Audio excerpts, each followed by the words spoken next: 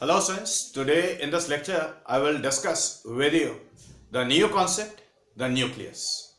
तो सबसे पहले students composition of the nucleus. Composition of the nucleus देखते हैं।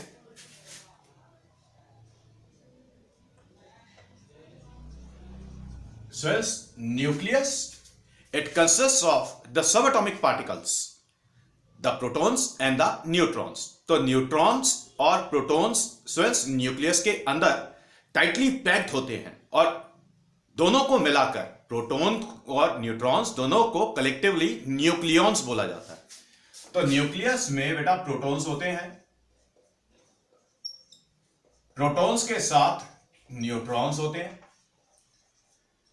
बेटा कलेक्टिवली इनको न्यूक्लियॉन्स बोलते हैं। क्लियर? मालूम है proton positively charge particle, neutron neutral particle. जब तक प्रोटॉन और न्यूट्रॉन न्यूक्लियस के अंदर बाउंडेड होते हैं तो न्यूक्लियॉन्स के बीच में न्यूक्लियर फोर्सेस होती हैं। तो ये जो न्यूक्लियर फोर्सेस होती हैं these are the strong attractive forces. तो न्यूक्लियर फोर्सेस अलग से कॉन्सेप्ट आएगा, आगे उसको डिस्कस करेंगे। तो सबसे पहले composition of the nucleus. Nucleus it consists of protons and the neutrons. Okay sir? Now, the second thing, atomic number.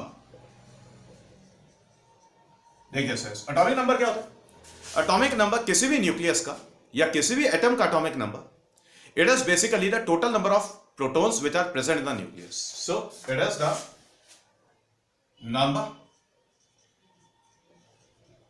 Of protons in nucleus. Then atomic mass. Atomic mass. Atomic mass. Atomic mass of an atom. Basically बात तो atom की करते हैं, लेकिन atomic mass क्या होता है? It is the total number of nucleons present in the nucleus. That is the sum of the total number of protons and the neutrons. So it is the sum of protons and neutrons in nucleus. Okay sir? Then we will talk about nuclide. बेटा देखिए, nuclide basically symbolic representation है of any nucleus of a given specific atom. Okay, तो nuclide में क्या होता है कि symbol को, कोई भी सिंबल यूज करते हैं for the element. Late us suppose से हमने एलिमेंट को एक्स से डिनोट किया। ओके, तो एटॉमिक नंबर हमेशा सबस्क्रिप्ट में होता है और जो मास नंबर होता है, एटॉमिक मास होता है, वो सुपरस्क्रिप्ट में होता है। तो बेटा Z यहां पे क्या हो जाएगा? Z यहां पर एटॉमिक नंबर हो जाएगा और A मास नंबर हो जाएगा। Mass number means the atomic mass. Okay, that is the sum of the total number of protons and the neutrons which are present in the nucleus. Okay sir? और X is the symbolic representation of an element. It is the symbolic representation of the atom of given element. बात समझ आ गई sir? तो nucleus is composed of protons and the neutrons. Collectively, the protons and the neutrons which are present in the nucleus, they are called nucleons. Okay sir? Then comes the atomic number. Atomic number is basically atomic number of any atom is basically the total number of protons which are present in the nucleus. Now, as a whole, the atom is electrically neutral. So since the total positive charge and the total negative charge on an atom in magnitude they are equal. तो बेटा nucleus के ऊपर जो positive charge होता है that is due to the presence of the protons present in the nucleus. तो atomic number को हम यहां पर यह भी बोल सकते हैं कि atomic number Atomic number is the total number of protons present in the nucleus, or you can say that the total number of electrons which are revolving around the nucleus. Okay, sirs? Clear? The total number of electrons which are revolving around the nucleus in an atom. Okay? और atomic mass या फिर इसको हम mass number बोलते हैं. Atomic mass और the mass number is simply basically the sum of the number of protons and the neutrons which are present in the nucleus. ये भी सिंपल सी बात समझ आ गई. तो ये बेसिक है न्यूक्लियस का. ओके, तो आप ऐसा करें, इस एक बारी बेसिक को एक बारी कॉपी कर लें.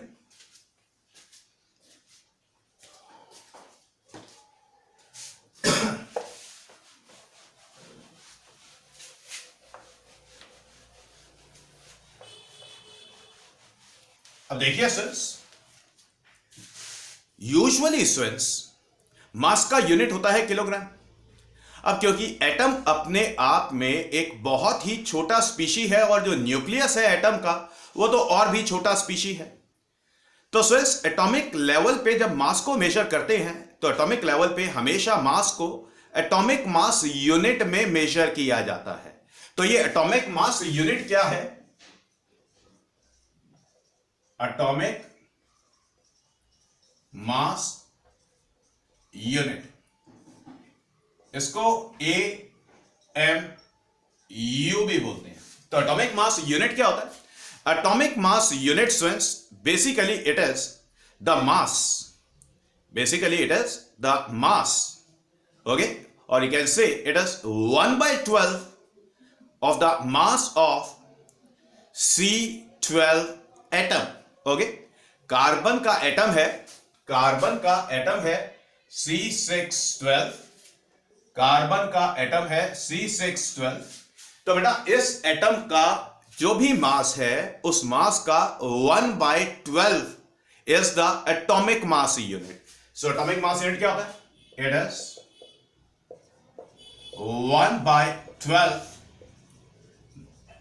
times 1/12 times the mass of C612 atom. Okay sir, अब क्वेश्चन एग्जिस्ट करता है 1 AMU कितना किलोग्राम होता है. तो स्टूडेंट्स इसको हम डिड्यूस कर सकते हैं. बड़े ध्यान से देखिए, अगर हम बात करें कार्बन एटम की, अगर हम बात करें कार्बन एलिमेंट की, तो कार्बन एलिमेंट में देखिए 1 मोल में 6.023 into 10⁻23 number of atoms present होते हैं. Got it students? ओके, अब क्या करेंगे, हम mass of 1 carbon atom calculate करेंगे. Clear? Mass of 1 carbon atom का जो भी वैल्यू निकल के आएगा उसका 1/12 करेंगे. तो ये जो 1 AMU निकल के आता है, 1 AMU निकल के आता है, इट इज 1.67 इंटू 10⁻⁻27 किलोग्राम. बात समझ आ गई सर? तो एटॉमिक मास यूनिट किलोग्राम में कितना होगा? 1.66 समथिंग होता है. ठीक है, या फिर आप जब राउंड ऑफ करते हैं तो 1.67 इंटू 10⁻⁻27 ले सकते हैं आप इसको. Got it sir? तो ये बात हो गई एटॉमिक मास यूनिट की. आप एक बार देख ले, कॉपी कर ले.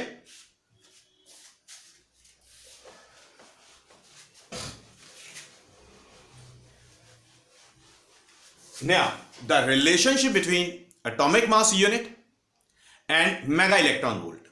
बेटा जो इलेक्ट्रॉन वोल्ट है वो बेसिकली एनर्जी का यूनिट है. इलेक्ट्रॉन वोल्ट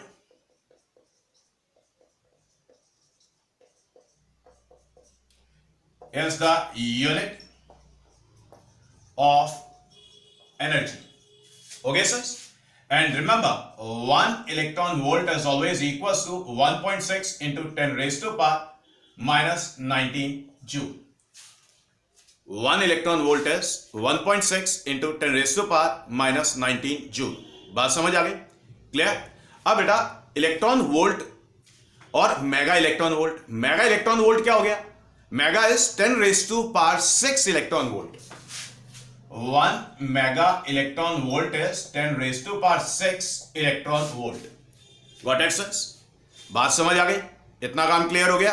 ओके, अब बेटा एटॉमिक मास यूनिट और मेगा इलेक्ट्रॉन वोल्ट के बीच में हमें चाहिए relation. So relation between AMU and mega electron volt. AMU and mega electron volt. तो इसके लिए सर हम Einstein mass energy equivalence use करेंगे. E is equals to mc square. Okay, m will be the mass, मतलब 1.67 into 10 raised to power minus 27 value use करने वाले, और c speed of light को यूज करने वाले हैं. c speed of light use करने वाले.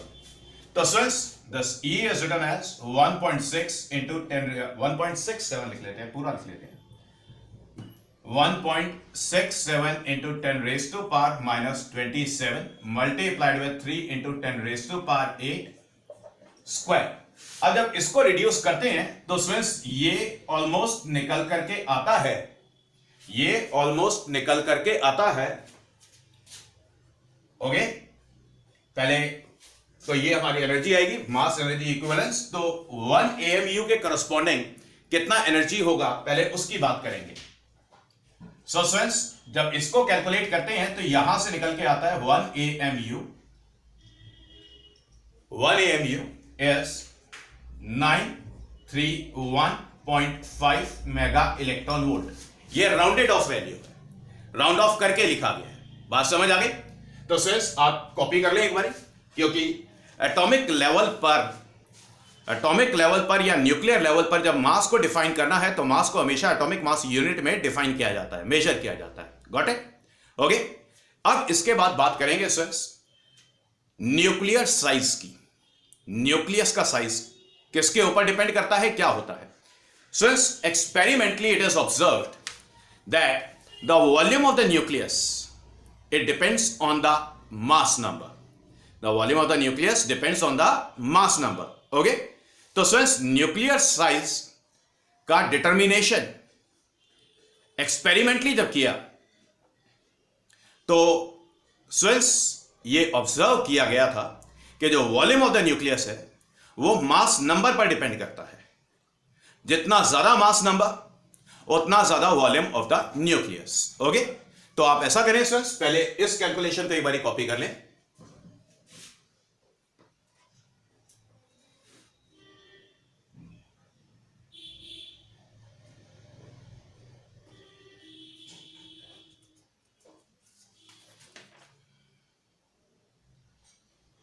Yes, sir, it's done.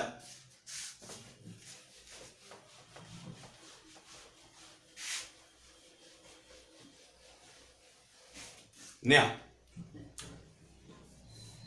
Students AMU का एक्चुअल वैल्यू जो है आपने ये यूज करना है.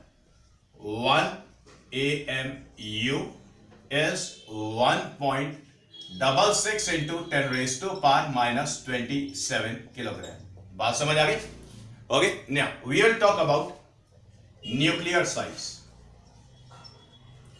न्यूक्लियर साइज देखिए बेटा, let us suppose say it is the nucleus, और न्यूक्लियस के अंदर न्यूट्रॉन्स प्रेजेंट है और प्रोटॉन्स प्रेजेंट है. Okay, the sum of the total number of neutrons and the protons is collectively called the mass number. Okay, now let us suppose say capital R be the nuclear radii. Okay, sirs? And capital A be the mass number. Capital A be the mass number. Now, it is experimentally observed that the volume of nucleus is found to be directly proportional to the mass number. जितना ज्यादा mass number, या यूं कहें कि जितना ज्यादा volume उतना ज्यादा मास नंबर. ओके, ये फिर भी उल्टा हो जाएगा. तो जितना ज्यादा मास नंबर होगा उतना ज्यादा वॉल्यूम होगा न्यूक्लियस का, क्योंकि उतने ज्यादा नंबर ऑफ न्यूक्लियॉन्स को अकोमोडेट करना होगा. So the volume of the nucleus can be written as say 4/3 pi r cube. 4/3 pi r cube. It is found to be directly proportional to A. So we can say, अब देखिए 4/3 पाई number है, so we can say that the r cube is directly proportional to a, or we can say that r cube is equals to, proportionality sign हटाकर proportionality constant लगाना है, the proportionality constant which we are using is r naught into से, चलिए पहले बाद में डालेंगे इसको, सॉरी रुकिए, पहले यहां पर proportionality में बात कर लेते हैं. Thus radius r is directly proportional to a raised to power 1/3. Then we are going to remove this proportionality sign and put the proportionality constant. The proportionality constant which we are going to use is r naught into a raised to power 1/3. Okay, sir? और ये जो r naught है, this r naught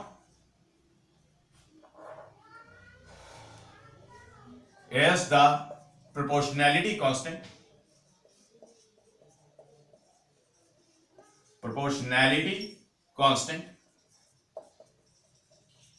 And this r naught is 1.2 into 10 raised to power minus 15 metre. r naught का value होता है 1.2 into 10 raised to power minus 15 metre. अब students, ये जो न्यूक्लियर साइज का कॉन्सेप्ट है, ये न्यूमेरिकली इंपॉर्टेंट है और basically one marker point of view से इंपॉर्टेंट है. One marker point of view से कैसे इंपॉर्टेंट है, पहले एक काम करें, आप पहले ये कैलकुलेशन एक बार कॉपी कर ले.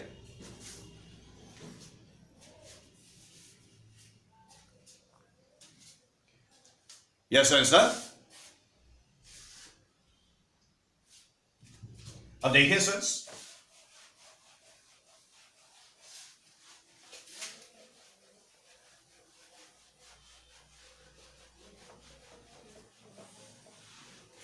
बेटा जो इंपॉर्टेंट वन मार्कर एग्जिस्ट करता है, बेटा दो डिफरेंट न्यूक्लियाई जिनके मास नंबर गिवन होंगे और उनका न्यूक्लियर साइज कंपेयर करा जाएगा. So compare the nuclear size of, let us suppose say X, say 8 and Y 27. तो कोई भी दो स्पीशीज है, कोई भी दो एटम्स है जिनकी न्यूक्लियाइड का रिप्रेजेंटेशन X और Y की फॉर्म में किया गया है. तो स्टूडेंट्स, न्यूक्लियाई X और न्यूक्लियर Y, न्यूक्लियाई X और न्यूक्लियाई Y का रेडियाई रेशो बताना है. तो देखिए, radii of X is written as r naught multiplied with 8 raised to power 1/3, and y can be written as say r naught multiplied with 27 raise to power 1/3. तो इस तरीके से compare करेंगे आप. जब डिवाइड करेंगे तो rx divided by ry, it will be 8 divided by 27 raise to power 1/3. तो बेटा 8 का क्यूब रूट और 27 का क्यूब रूट आएगा. Now this rx divided by ry can be written as say 2/3. Got it students? ये एक इंपॉर्टेंट वन मार्कर है. ओके, आप एक बार कॉपी कर लें.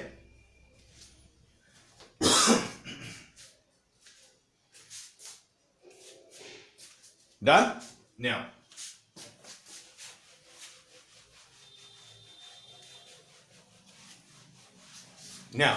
सर, बात करते हैं न्यूक्लियर डेंसिटी की. न्यूक्लियर डेंसिटी, देखिए बेटा, न्यूक्लियर डेंसिटी क्या होता है? न्यूक्लियस का डेंसिटी. तो न्यूक्लियस का density it will be mass of the nucleus divided by the volume of the nucleus. So let us suppose say this rho be the nuclear density. Rho be the nuclear density. Then says this rho can be written as mass of nucleus divided by volume of nucleus. तो बेटा मास of the nucleus, क्योंकि nucleus के अंदर protons और neutrons होते हैं, तो यहां पर हम average mass of the nucleon की बात करेंगे. लेट अस सपोज से small m be the average mass of each nucleon. Okay sir, तो ये एवरेज मास क्या होता है? This m is written as say mass of the proton plus mass of the neutron divided by 2. Got it sir? Clear?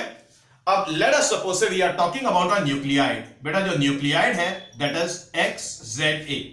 So Z is the atomic number, thus A is the mass number. So total number of nucleons which are present in the nucleus, they are capital A. Or average mass of one nucleon is small m. So since the calculated mass of the nucleus, it should be small m multiplied with the mass number. Okay, so we can say this A is the mass number. A is the mass number. So since the mass of nucleus, it will be small m multiplied with capital A. And the volume of the nucleus की बात हो गई थी. The volume of nucleus, it will be 4/3 pi r cube. अब students ये दोनों values हम यहां पर डालकर कैलकुलेशन करेंगे. ठीक है, दोनों वैल्यूज यहां पर लगाकर कैलकुलेशन करेंगे. आप पहले कॉपी कर लें.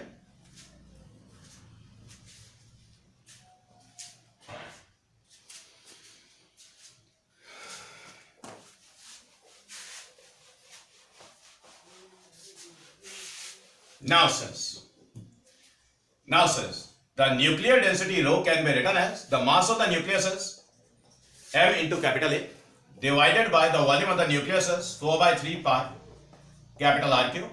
बेटा capital R का value it was R naught multiplied with A raised to power 1/3. So we can say that this rho is written as m into say A divided by, ये नीचे जो 3 है इसको ऊपर लिख लेते हैं, 3 into say 4 pi multiplied with R naught cube multiplied with A raised to power 1/3 raised to power 3. ठीक है सर, R naught का क्यूब हो जाएगा और A raised to power 1/3 का क्यूब हो जाएगा. तो क्या बचेगा?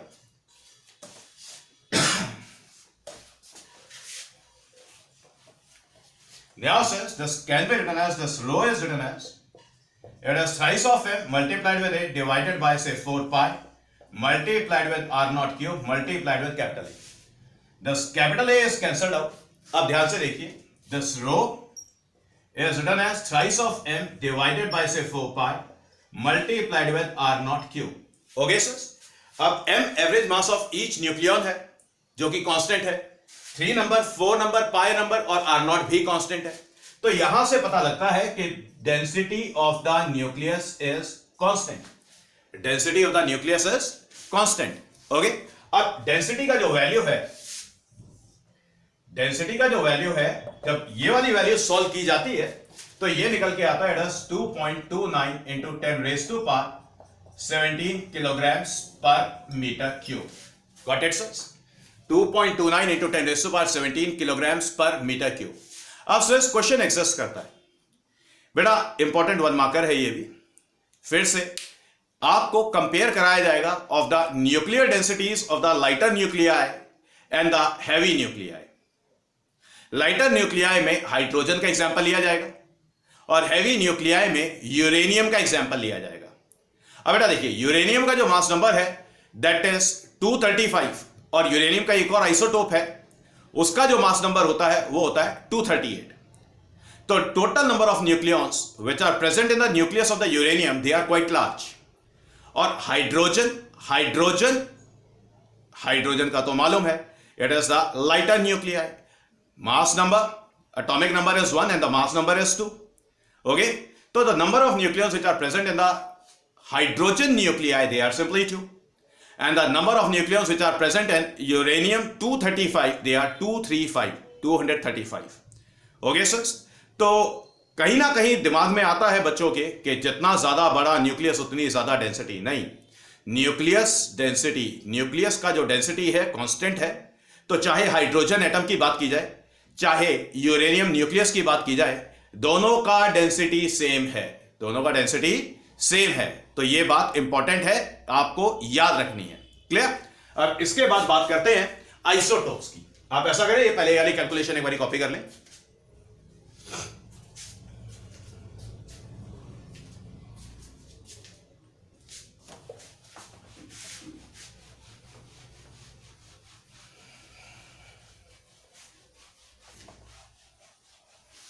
अब देखिए बेटा आइसोटोप्स क्या होते हैं? आइसोटोप्स क्या होते हैं? The isotopes, they are the atoms of the element which have the same atomic number. तो एलिमेंट के एटम्स वो वाले एटम्स जिनका एटॉमिक नंबर सेम होता है, क्लियर हो गई बात, लेकिन मास नंबर उनका डिफरेंट होता है. Okay clear? Isotopes, these are the atoms of the element having the same atomic number. Got it sense? Atomic number same होता है. एग्जाम्पल के लिए ले लेते हैं, एग्जाम्पल के लिए ले लेते हैं कार्बन 12 और कार्बन 13, कार्बन 12 एंड कार्बन 13. तो एटॉमिक नंबर दोनों का सेम है, मास नंबर में डिफरेंस है. Got it sense? अब एटॉमिक नंबर अगर दोनों का सेम है तो टोटल नंबर ऑफ प्रोटॉन्स दोनों में सेम है, और मास नंबर क्योंकि डिफरेंट है तो डिफरेंस सिर्फ नंबर ऑफ न्यूट्रॉन्स में होता है. बात समझ आ गई? क्लियर? देन बात करेंगे आइसोटोन्स की. आइसोटोन्स क्या होते हैं? आइसोटोन्स एटम्स होते हैं of the different elements. Atoms होते हैं ऑफ द डिफरेंट एलिमेंट्स. अब एलिमेंट्स क्योंकि डिफरेंट हो गए तो उनका एटॉमिक नंबर डिफरेंट हो गया. समझ आ गई बात? एटम्स होते हैं of different elements,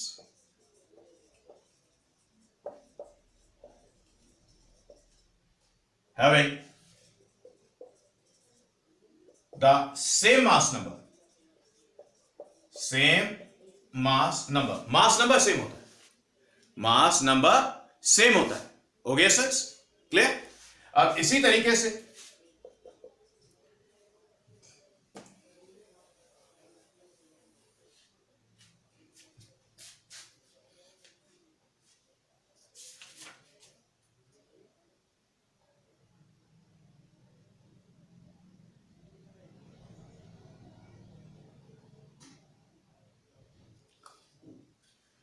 yes sir, अरे ये स्वेल्स हेडिंग गलत डली हुई है, sorry. It is iso bars.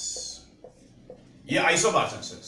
Iso bars atoms होते हैं of the different elements having the same atomic number. Atoms होते हैं डिफरेंट एलिमेंट्स के जिनका एटॉमिक नंबर सेम होता है. Got it sir? फिर आइसोटोन्स की बात करते हैं. आइसोटोन्स क्या होते हैं? आइसोटोन्स स्वेल्स वो वाले एटम्स होते हैं जिनके अंदर नंबर ऑफ न्यूट्रॉन सेम होते हैं. The atoms of different elements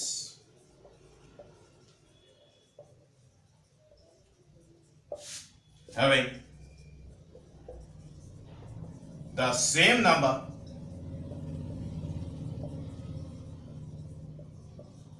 of neutrons.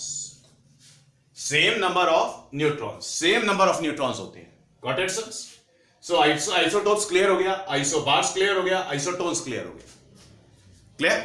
So अब बात करेंगे मास डिफेक्ट की. ओके? एक्चुअली क्या होता है? एक्चुअली क्या होता है कि सर जब हम किसी भी न्यूक्लियस का मास कैलकुलेट करते हैं तो ये जो कैलकुलेटेड मास का वैल्यू है ये actual mass of the nucleus का जो वैल्यू है उससे ज्यादा होता है. मतलब calculated mass of the nucleus actual mass of the nucleus से ज्यादा होता है. क्लियर? तो स्वेल्स अब ये जो प्रॉब्लम है कि मास में डिफरेंस क्यों है, बेटा इसका इस क्वेश्चन का जो आंसर है वो आइंस्टाइन मास एनर्जी इक्विवेलेंस में है.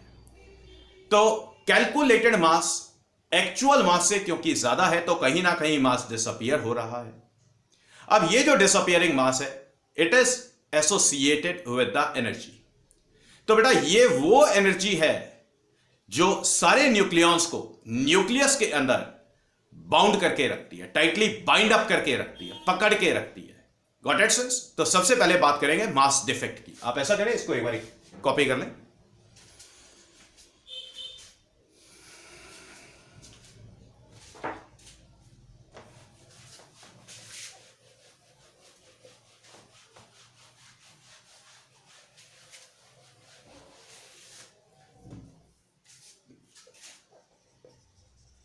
मास डिफेक्ट, ये मास डिफेक्ट क्या है? It is simply the difference, it is the difference between the calculated mass and the actual mass of nucleus. Okay sir? तो कैलकुलेटेड मास को denote कैसे करेंगे? चलिए पहले कैलकुलेटेड मास की बात करते हैं। The calculated mass of nucleus की पहले बात करते हैं। देखिए, इसके लिए स्वयं हम किसी भी एक न्यूक्लियाइड को कंसीडर करते हैं। तो calculated mass of the nucleus हमें कैलकुलेट करना है। Let us suppose it is XZA। Okay, तो it is the nuclide, the element is X, Z is the atomic number and capital A is the mass number. So since the total number of protons which are present, they are Z. Z is the total number of protons. Then since this A minus Z, it will be the total number of neutrons. Let us suppose say MP be the mass of each proton and Mn be the mass of each neutron. Got it, sense? MP mass of each proton, Mn mass of each neutron. Now since the calculated mass of the nucleus, it should be the calculated mass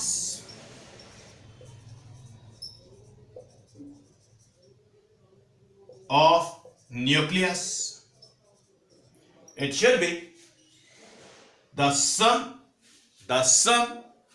of the masses of all the protons and the sum of the masses of all the neutrons. मतलब सभी protons के मास का सम, सभी neutrons के मास का सम, और जो दो वैल्यूज आएंगे फिर इनका सम.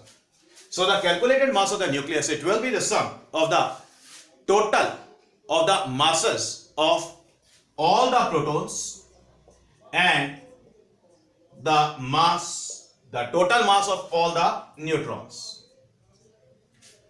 So since MP was the mass of each proton, the total number of protons which are present, they are Z. So the total mass of all the protons which are present in the nucleus, it will be Z times of MP. Okay. Now Mn is the mass of each neutron. Mn is the mass of each neutron. The total number of neutrons which are present in the nucleus, they are A minus Z. So since the sum total or the total mass of all the neutrons which are present in the nucleus, it should be A minus Z multiplied with Mn. Now since the total mass of the nucleus, it should be the sum of the mass of all the protons and the mass of all the neutrons. Okay, so it is the calculated mass of the nucleus.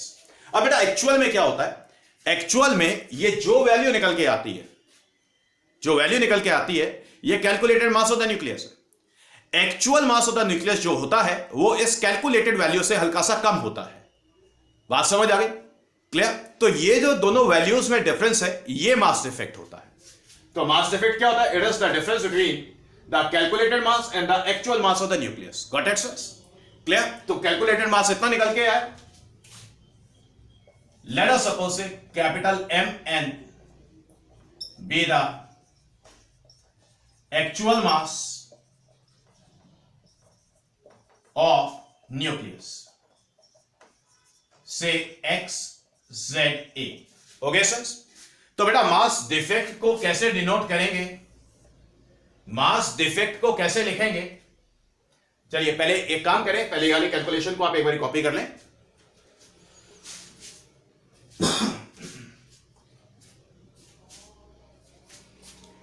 फिर बात करते हैं mass defect की।